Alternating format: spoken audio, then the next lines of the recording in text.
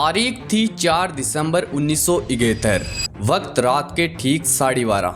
जगह राजस्थान का था रेगिस्तान। ठंड एसी की सांसें जम रही थी और लोंगेवाला पोस्ट पर एक ऐसी खामोशी छाई थी जो शक पैदा कर रही थी। इसी सन्नाटे में मेजर कुलदीप सिंह चांदपुरी अपने बंकर के बाहर खड़े थे। तभी उनके पैरों के नीचे धरती हिली, हल्का सा लेकिन अंदर तक। उन्होंने तुरंत अपना कान रेत पर टिका दिया। रुकिए, यह भूकंप नहीं था, यह किसी धमाके की लहर नहीं थी, यह थी धरती के भीतर दहाड़ती हुई मौत की चाल। मेजर ने दूरबीन उठाई और जीरो लाइन की ओर देखा। रेत के गुब्बार फट रहे थे, धूल के पर्दे चीरते हुए आगे बढ़ रहा था पाकिस्तान की 22वीं कैवलरी रेजिमेंट, चीनी T-59 टैंक, 40 से ज्यादा और हजारों की संख्या में दुश्मन की पैदल सेना। मेजर चांदपुरी ने रेडियो सेट झपटा। सर, हमारे सामने कम से कम 40 टैंक है और हजारों में दुश्मन की इन्फेंट्री, हमें तुरंत बैकअप चाहिए। हेडक्वार्टर से जवाब आया, मेजर चांदपुरी, हमारे पास हंटर जेंट्स तो है लेकिन उनमें नाइट विजन नहीं है, वो रात में नहीं उड़ सकते,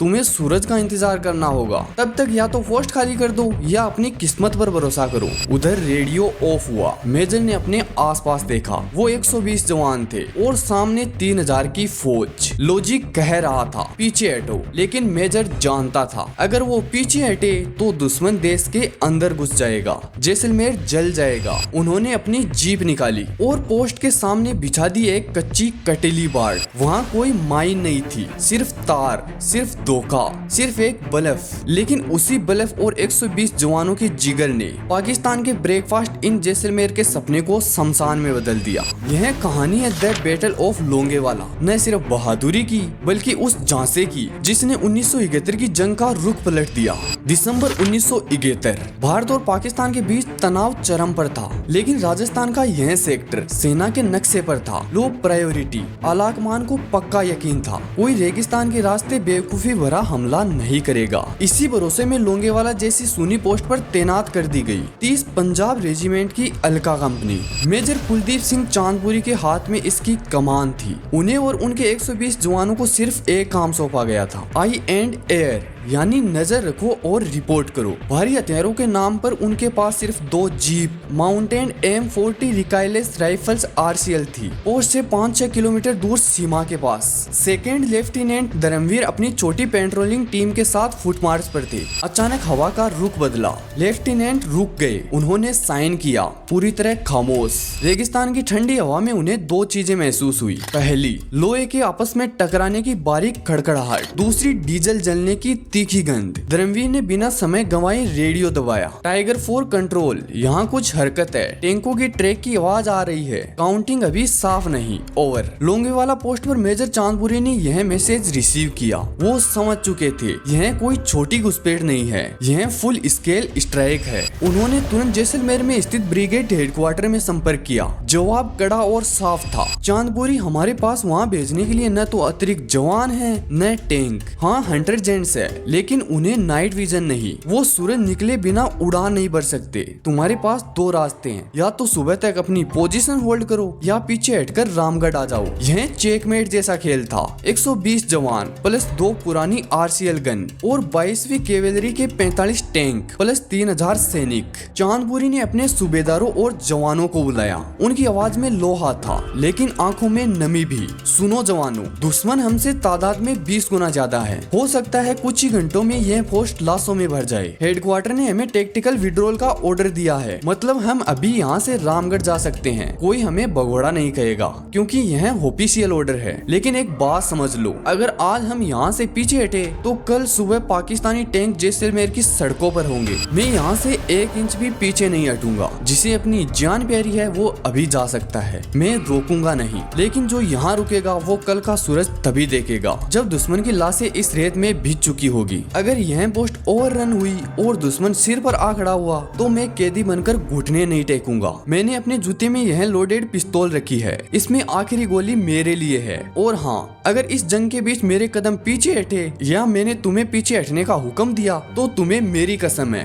अपनी राइफल्स का रुख मेरी तरफ कर देना। मेरी लाश इस लकीर के उस पार नहीं जानी चाहिए। अगले कुछ सेकंड सिर्फ हवा की आवाज थी। किसी ने नारा नहीं लगाया, किसी ने शोर नहीं मचाया, बस एक एक करके सभी जवानों ने अपनी राइफलों की सेफ्टी कैच हटाई और अपनी अपनी ट्रेंच की ओर मुड़ गए। वो चुप्पी चीख रही थी, उस रात लोंगेवाला से कोई पीछे नहीं हटेगा। अब शुरू हो रहा था असली खेल, जिसे मिलिट्री इतिहास में नाम दिया गया द ग्रेट वल्लभ। रात के 2:30 बजे पाकिस्तान के टैंक इतने करीब थे कि मेजर चांदपुरी अपने बंकर से उनकी हेडलाइट्स को देख सकते थे। दुश्मन को यकीन था यहाँ कोई भारी डिफेंस नहीं है, उनके लिए यह सिर्फ एक मामूली रुकावट थी। लेकिन चांदपुरी ने एक ऐसी स्ट्रेटेजिक चाल चली जिसका आज भी मिलिट्री अकेडमियों में जिक्र होता है। उनके पास एंटी टैंक माइन नहीं थे, तो उन्होंने हुक्म दिया पोस्ट के चारों तरफ सिर्फ कांटिले तार बिछा दिए जाए। यह कोई सुरक्षा कवच नहीं था, यह था एक साइकोलॉजिकल झांसा।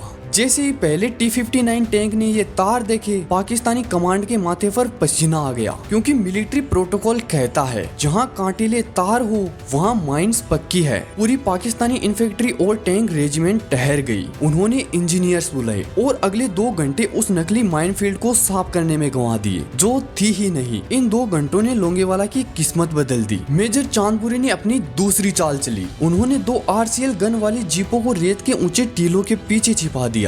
RCL गन की एक बड़ी खराबी थी, इसका भारी बैक ब्लास्ट। गोली दागते ही पीछे से आग और धुआं निकलता, जिससे पोजीशन खुल जाती। मेजर का निर्देश था एक शॉट मारो और तुरंत पोजीशन बदलो। जैसे ही पाकिस्तानी टैंक आगे बढ़ने लगे, भारतीय जवानों ने सटीक निशाना लगाना शुरू कर दिया। अंधेरे में दुश्मन समझ ही नहीं पाया कि हमला कहां से हो रहा है। उन्हें लगा लोंगेवाला पर भारत की कोई बड़ी बटालियन है, और फिर कुदरत भी भारत के साथ आ गई। पाकिस्तानी टैंक यूरोपीय मैदानों के लिए बने थे। लोंगेवाला की नरम रेत में वो धंसने लगे। जैसे जैसे ड्राइवर इंजन तेज करते, टैंक और गहरे धंसते चले जाते। दुश्मन का शॉक एंड ओ हमला। अब ट्रैफिक जाम बन चुका था। सुबह होने में 3 घंटे बाकी थे। पाकिस्तान की स्ट्रेटेजी फेल हो रही थी, लेकिन खतरा अभी टला नहीं था। उनके पास अभी भी हजारों की संख्या में पैदल सेना थी, जो कभी भी पोस्ट को घेर सकती थी। चांदपुरी के 120 जवान थक चुके थे, गोलियां खत्म होने को थी और सूरज निकलने में अभी वक्त था। सारा दारोमदार बस एक ही सवाल पर था, क्या भारतीय वायुसेना के हंटर जेट्स समय पर आ पाएंगे?